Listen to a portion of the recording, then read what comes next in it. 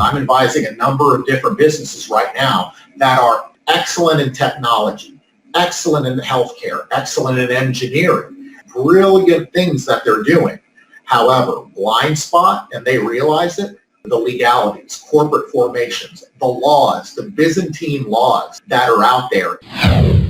Welcome to the My Future Business Show, where we get you in front of your best audience and keep you there. Not only are we interviewing the biggest names in business to help you become even more successful, we're inviting you to book your spot on the show to help you grow your business. So at the end of the call, make sure you fill in the interview application form at myfuturebusiness.com/interviews. Hi, and welcome back to the My Future Business Show. It's Rick Nuske. I'm so glad to have you with us, joining us today. And for everyone who has not been here before, welcome to the show. And for those of you who are providing your feedback, thank you so very much. I've been reading through the feedback. It's wonderful, it's warm, it's humbling, and it's making all the difference knowing that the show is making a difference for you. Now, on today's show, we're going to be talking about business structure. We're going to be talking about, I guess, some of the legalities that go behind setting up a business nowadays, and we're going to be doing this with the wonderful Len Garza. Welcome to the show, Len. Rick, thank you for having me. I'm excited to be here. Absolutely, my pleasure to have you here. Now, what we do, Len, is we spend a couple of moments learning about you, I guess more from a personal perspective rather than a professional perspective, but we certainly will segue into that in a short while. But I think, if you wouldn't mind, could you tell us where you are located in this big, wide, wonderful world of ours? Sure. I'm in the northeast of the United States, specifically in the New York City metropolitan area, and even more specific than that, in Princeton, New Jersey. But I'm sure as you've seen, in this big wide world and the time with Zoom and COVID, geography is mattering less and less because many times we're just a phone or a Zoom call away. Yeah, it's a wonderful opportunity. I love the technology that we have to connect with each other. It doesn't matter where. I guess it's very much a global society, isn't it? It's beautiful. It's beautiful. I've had a chance to meet more people internationally, meet them virtually over Zoom in the last year than I have in many years prior. So it's provided some very interesting opportunities, very interesting silver lining to all this. Do you find that with people that you speak with internationally have very same points of view about different things, or are they very different? I find, that's one of the most interesting things about it, Rick. I think, the core things of what's important, family, personal connection with others, importance on health, those core things, yes, I have found, we're remarkably similar all around the globe. When you get more in the details of different, people's hobbies and, God forbid, talking about politics, that's where it can get a little bit messier. But the core things of what's important to everybody, at least in my experience, I found they're remarkably the same, which is I find that amazing. Yes, it's wonderful. Now, like many of us, we like our recreation time. Being a busy professional, do you find that you have much time to relax? And what do you do when you do relax?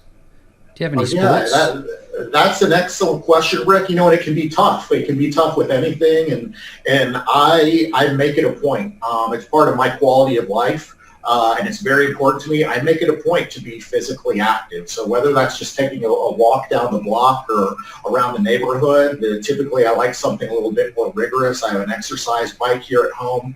I always try to make time for that. I have a set of weights that sometimes I go in my basement and get a little bit of weight training. That is so important. And I think, for me, it's very easy. It was years ago easy to think, oh, this is taking time away from maybe other things, like work, what have you. But what I find is really there's kind of a yin and yang with it, and that, I get this physical exertion, I get the stresses of the day out, and then it clears my mind to be more effective at work. And obviously none of that goes anywhere with, I have a beautiful family, two lovely young daughters, and a wife, and I love spending as much time with them as I can. So it's all about balance for me, and that's a continuous effort every day, right? Trying to keep the right balance, and sometimes I do better at it than others, but the effort's there. thank you very much for sharing that with us, because I always like to learn more about the human behind the businesses, because that's what I think makes the My Future Business Show a little unique, because we do care about, I guess, the more personal side. And you've talked about keeping active and maintaining your health. And without that, we obviously can't be proficient, efficient, run good business and help others, can we? Now, speaking about work, can you tell us a little bit about your work with Autism Speaks and Enable Inc.? I'd love to learn more about that. So these are special needs, the special needs community, both children and on into the adult community. It's something that's very near and dear to me. I have a daughter who is on the autism spectrum. She's high functioning, but she's on the autism spectrum. So I'm getting more and more attuned. There's still a ton to learn, and I'm learning as much as anybody. But it's something that really, it opened my eyes to the challenges of the special needs community that they face, and really opened my eyes to the really wonderful and gifts and talents that they have as well, and realizing kind of the restrictions in society and the norms and things and the stigma as well. I think, it's amazing to live in this day and age and this time, because that stigma is dropping, right? Yeah. There seems to be more and more inclusion, at least in the States, more and more inclusion to, different types of people, considering things outside what's considered normal and opening things up. I think back, to even, 10, 20 years ago, or the time of my parents or grandparents growing up, to where, special needs, autism spectrum, all these other things, they just weren't thought of and went undiagnosed, and those people were left by the wayside. So really, that's what I do with these organizations. I'm a board member in Enable. It's local to where I am, but Autism Speaks is all around the nation. And it's they're both aimed at bettering conditions through legal regulation, through the law, through resources for families, just being a resource, and also trying to help lobby where we can to make things more palatable and easier and a better life for people with special needs, not only on the autism spectrum, but just all types of special needs. So really, those are causes that are near and dear to my heart, and that's I'm very passionate in my involvement with it. Thank you so very much for sharing that insight to your life. And I've been doing my research now. I know that formerly you were, I guess, quote unquote, an employee working in professional law firms in the past, but you decided and you felt this need to go on your own journey as an entrepreneur. I guess, could you share what that was like, and when did you recognize that, hey, I've got the entrepreneurial spark and I need to do something about it? Right, and that was a question that I'd asked myself for a long time, Rick, for many years. And it's hard to believe now out on my own, hearing you say that. It's like, do I have the entrepreneurial spark? Because sometimes it feels like I don't, but obviously I must, because I'm out on my own. But, it's mindset is so important in so many things. And, when I was working as an employee, a member of law firm, for a number of different law firms, and I find this common thread with other entrepreneurs and other people, clients that I deal with that are entrepreneurs. There's the same thread, and there's a number of different things that it can be. Some of them say, oh, I'm really independent, and I realize I want to march to my own drummer, and I want to make decisions. So it's some of that. That was some of my decision. Also, trying to move up the corporate ladder, trying to move up the law firm ladder, and hitting some roadblocks here or there, and realizing there are certain things, a certain flexibility that you can have working for yourself, and that's another motivator, right? So it's not just one thing; it's kind of a few of these things to tip the scales to me saying, yes, it's time for me to do this. But also the flip side of this is, okay, well, there's the stability, or I should say the perceived stability, because what one perceives as stability may not actually be there. For example, the perceived stability of getting a periodic paycheck here in the States, it's typically once every couple of weeks, sometimes once every week, depending on who you work for, and you grow to count on that, right? You grow to be you grow to be dependent on that, and that's what and that's going fine. That's going fine when and that's a fine way to live when the economy is going great and your particular sector of what you're doing is going great. However, in a time like we've been having and are still in, with the recession and there are layoffs everywhere, and a lot of companies, a lot of sectors are having a difficult time, then that stability goes right out the window. Because you never know when you might get called in, or there's always that fear, you might get called into your supervisor's office and sorry, we're laying off your whole division, or we're laying off you, and all of a sudden that perceived stability, it's not there anymore. That's nothing. It's very frightening to me, right? So, going off on my own, I was able to build up relationships, which is key to everything. And you said it at the beginning of this show, relationships. It's really the core of what I do. I think it's really the core of all businesses, because regardless of how technology grows and AI and social media and LinkedIn and Facebook and everything out there, Twitter, at the end of the day, for me, it's a strong belief I have,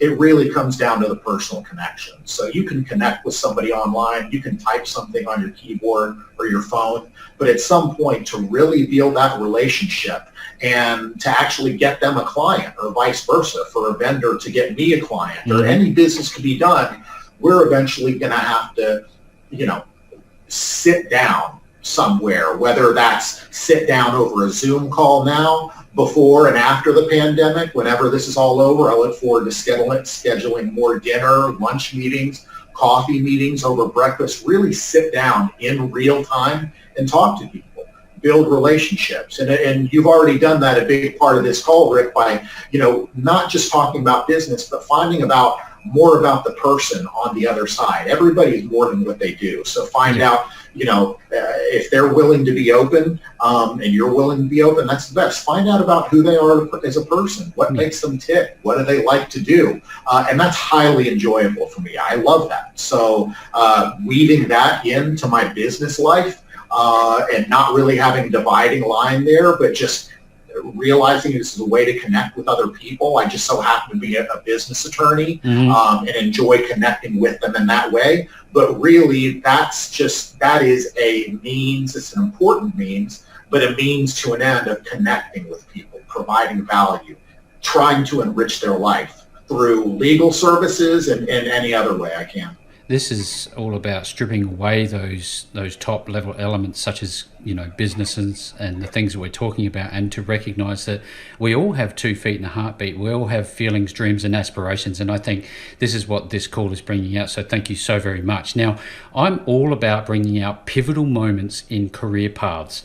When you decided to go on your own, Len, I want to go back to that very first time that you connected with your number one client. How did you feel to get that success? It was an amazing feeling, but I tried, and it was a mental game within myself, Rick. I tried not to put it on a pedestal, because I tried not to think of a first, even though that's the facts. There's a time before, okay, I have no clients, to I have that first client, right? And that time, for me, it was very important to guard my own confidence, my own self-esteem, and my own confidence that I could do this, not just being a lawyer, because I'm confident in being a lawyer, but an attorney, or down under a solicitor. I'm confident in that, but now you're a business owner out on your own. You're going out to get business. You actually have to be the one to develop the business, to sell, which I think to a lot of attorneys, solicitors, at least here in the States, selling Sales, that's a dirty word, right? I think many attorneys, and it's something they definitely don't teach us in law school, but it's a fact of life. You don't get anywhere. No attorney has any work to do on a case unless you get in front, some attorney there gets in front of a client or has a personal relationship and at some point convinces, or I don't even want to say convinces, because it's not necessarily about, sometimes it's about it's alignment. Yeah, it's alignment. Has that crucial conversation or series of conversations with that other person on the other on the other side of the table, the virtual table, and realizes, you know what, it makes sense. I want to work with you. And yeah, some people may call that sales, some call it business development, some, whatever you call it, that is the connection. That's where everything happens. And I've had some success in the law firm environment doing that, but this was a completely different beast, right? Being out on my own. Now it's 100% on me versus maybe have a deal here, have a deal there, but I'm still getting that salary from my employer. So there's not as much urgency. But once things started happening and things started building, and I don't want to disabuse any of your viewers or listeners. I did have some money saved up, right? So I wasn't starting from zero in the bank account. I had some money saved up, but that can go fast. A few months and paying the mortgage, paying some bills, and that doesn't go long. So there is that urgency of getting clients. But once you do that, you start developing a name, referral system, your contacts. You do great work. Start getting referrals. It sometimes seems almost like magic, but it's been happening, and the work's been doing well, even in the middle of a pandemic. So definitely can't complain. That's wonderful news. Now, we've talked about alignment with your clients or prospective clients' needs, and then deciding to move forward together in a business relationship to get some sort of a transformation, some sort of an outcome. At that moment in time, coming back to that point of that first client, was there a seismic shift in your thought patterns in terms of becoming a business owner? And I think which segues nicely into the core of today's call, because at that time, were you thinking personally about business structure? Presumably you might have been, given your background, but many startup businesses don't do that, do they? Many don't do that, and because of my background, that was already a core of my knowledge, Rick, which was great, and that's where a lot of my confidence to do this, to go out on my own, came from. Realizing I have value to provide to these business owners, and some of the business owners that I'm looking to go after, they're not the super large multinational companies that hire the worldwide law firms with an army of lawyers, 600 lawyers employed for them. There's a certain echelon where that level of client, that level of work, that's not my niche, right? My niche is more emerging business, startup businesses. Some people refer to them as small businesses. I kind of go away from that small term because many of them aren't small by any means. They make sizable revenue, and they certainly aren't small in the minds of their owners or founders. So, emerging businesses, new businesses is what I call them, and some established middle market. But in dealing with those clients, the more established clients, they tend to have the corporate formalities all set up, and then I advise them on other things. But the new businesses, I'm advising a number of different businesses right now that are excellent. They are excellent in their specialty, what they do. Excellent in technology, excellent in healthcare, excellent in engineering, excellent in some of the new technologies out there, excellent in AI, blockchain, just brilliant things that they're doing. However, blind spot, and they realize it, the legalities, corporate formations, the laws, the Byzantine laws that are out there in every country. Australia is no different. International laws. There are laws all set up that seemingly, when you read through them, it's hard to figure out the common sense reason why some of these laws are that way, why some of the tax codes are that way. And what I say is, look, why try? let the experts do this. Get a lawyer, specifically a business lawyer, somebody like me, or if I'm not where you're at, get a specific, corporate or business solicitor, somebody that knows this, and have them as a valued member of your team. Not hire them. I'm not talking about having an attorney come in and work as an employee for your company. That's actually not what I do. I am an outside, think of them as like a consultant. And you basically use my expertise and my knowledge for when you need it, my legal input. Focus on your strengths, your core competencies, the technology or whatever you do best for your business. Focus on that. Outsource the the law, the attorney work to a lawyer or lawyers. Outsource the accountant work. It's a lot better. Nobody knows everything. You can't try to do everything, and that's really going to take you away from your core competencies if you do that. So that's really the best relationships that I have with business owners, and advice I give new business owners as well.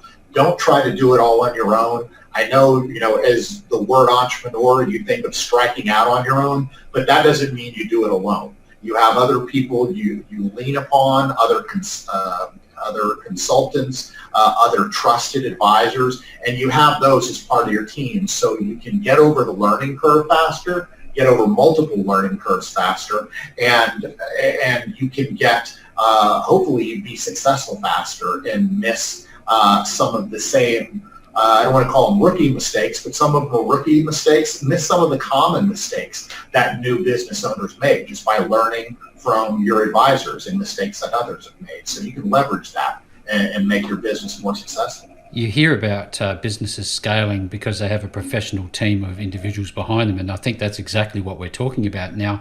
Len, just very quickly, I'd love to know why it was. It seems to me obvious that you have an affinity for the legal world. Why did you get into this field in the first place? What sparked that interest? Wow, that's a great question. I talk to many attorneys out there that say, oh, well, my father was an attorney, my mother was an attorney, I come from a long line of attorneys. That's not me. I'm the first attorney in my family. It wasn't a childhood dream. For me, it was more of an adult dream.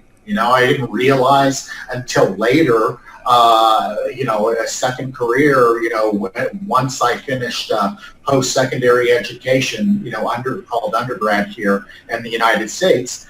It was around 1999, 2000. It was undergoing around here. It was called, the dot-com boom, a technology boom. Yep. Well, now looking back at that, I was getting in towards the tail end of it. I didn't know at the time, but it was towards the tail end of it. Would have been nice if somebody could have informed me before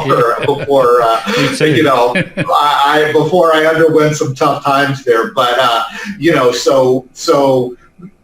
were some tough times there, and I was laid off from the high-flying tech company that I was working with, and little did I know it wouldn't be the first or only recession I or the nation or the world would go through. So it was a lot of learning on my part, and that really forced me to learn a lot about what's out there and really learn about myself. Do I enjoy doing this specific type of work? There were some things that I liked, some things that I didn't. So it really gave me time to soul search. I definitely wouldn't have asked for the time back then if you asked me, but life and the world and the universe and things have a way of forcing things on you at times. And so I did some deep soul searching and realized I'd always had an affinity for writing and for reasoning, the written word. And I never thought of being an attorney, but the more I looked into it as a career path, I talked to other attorneys that had been practicing and doing it, the more I realized this could be for me. And it started off as something, it seemed like a dream too far, like there's too much to do in the States. You have to go through to get to even be eligible to take the bar exam. You have to go through 3 years of legal schooling. I know in some other nations, you'd have to do an apprenticeship. But anyway, it was a long multi-year road. And I thought, do I really want to go on this path versus just trying to get back into the job search and hiring on with the company and staying with that route? Well, I ended up going with the legal path and working it out. And years later, here I am. I haven't looked back. I mean, not to say that it's been all easy. The trajectory hasn't been a straight 45-degree angle. It's been jagged here and there, but a little bit bumpy. But the highs have definitely outweighed the lows. And I'm at a time in my life now in my career where I truly enjoy doing what I'm doing. I love working with the entrepreneurs I'm working with. And I truly feel like I'm doing what I was meant to do. And I definitely, there were definitely times in my life where I couldn't have said that. So I feel very blessed and fortunate. Yeah. I listened to this, and it's great for context because people want to know more about the people behind the business rather than just the nuts and bolts. But speaking about the nuts and bolts, I'd love to talk about legal structure, the core of today's call. What is a business structure? What is it from a legal perspective, and how important is it to have one? Right. So it's very important. Now, I'm going to talk about some of the specifics here, Rick, in the States, but this is applicable to many nations, to Australia. But as with anybody listening to the call or viewing, you'll want to make sure you talk with an attorney in your specific jurisdiction because the devil's in the details, they say. That's where it's important.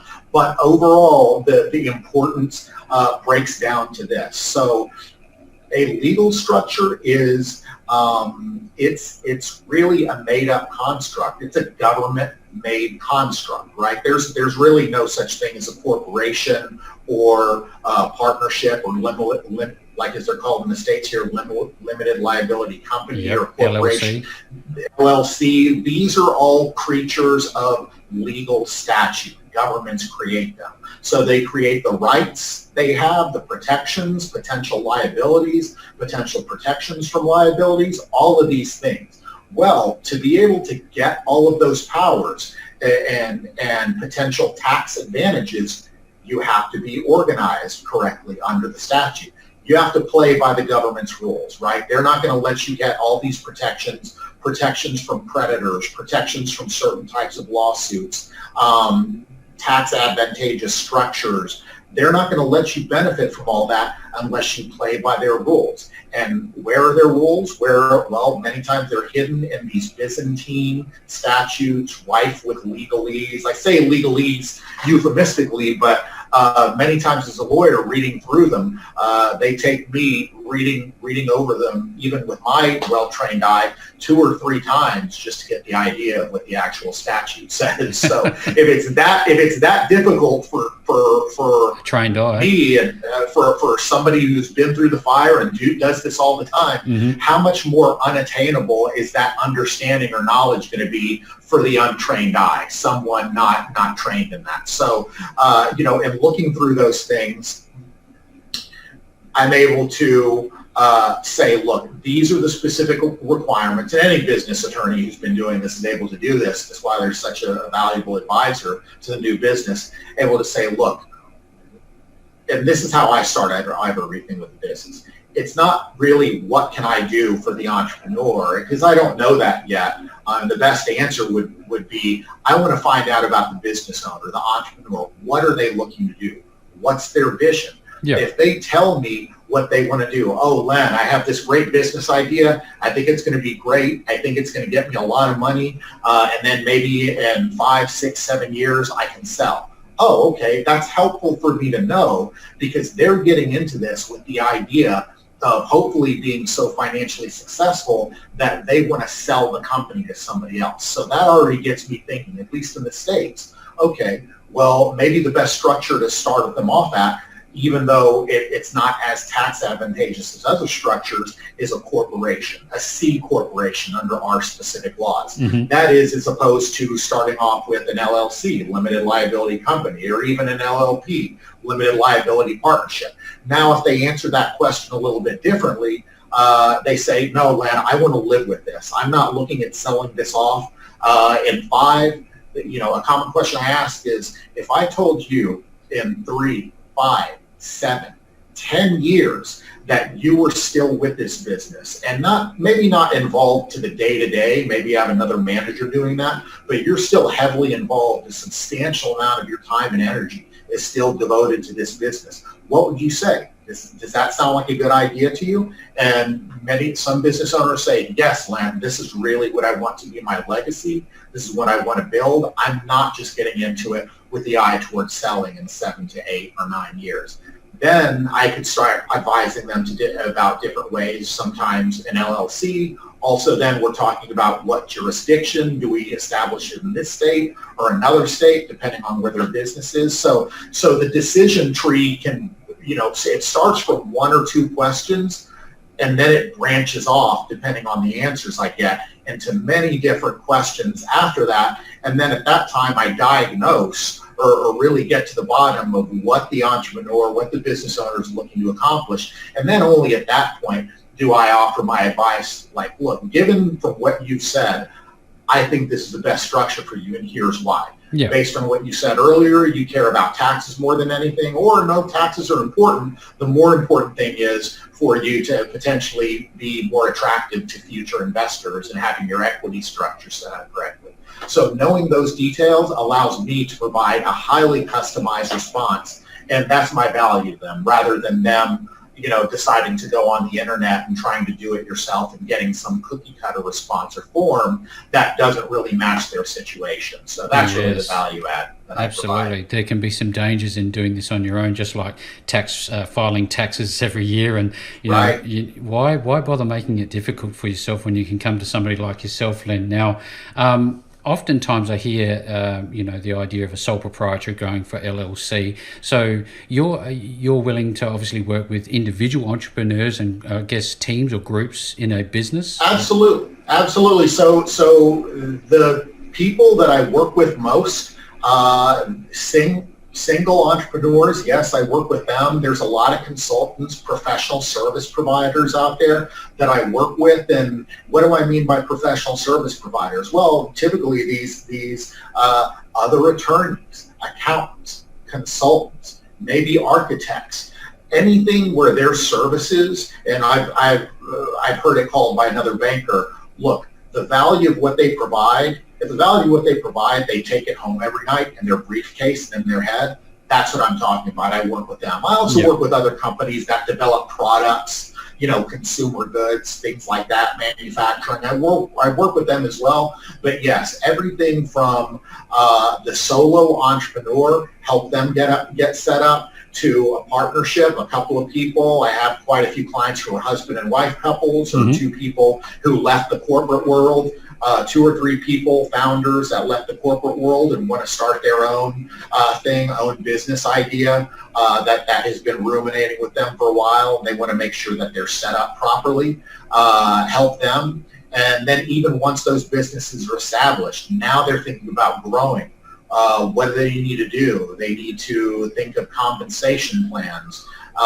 They're thinking about equity, potentially offering different types of plans, deferred compensation known as stock options or other type of vehicles. I can help advise them through those as well, because there's a minefield of legal regulations as to all of those. So if you're not on top of them, it's very easy to be out of compliance, and before you know it, you're in hot water with government entities, or worse, maybe one of your employees or former employees who wants to has an axe to grind. So not getting this right at the outset, there are a number of different things that can happen down the future. Absolutely.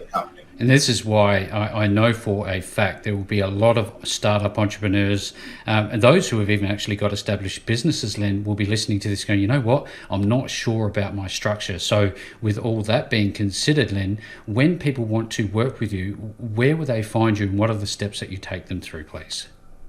Right. So the best thing to do is to go on the World Wide Web. I could give you a phone number, I could give you an email, but all that's right in the website. For me specifically, you go to Garza Law LLC.com. That's LGARZA LAW LLC.com.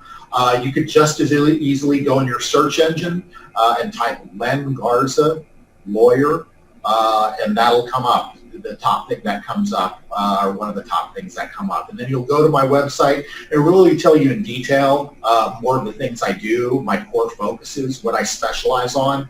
But if you like what you see there, and then you like what you've heard here, you can call me, reach out on an email, and typically what we'll do is we'll set up a conversation. I'll find out more about you, your issues, your company.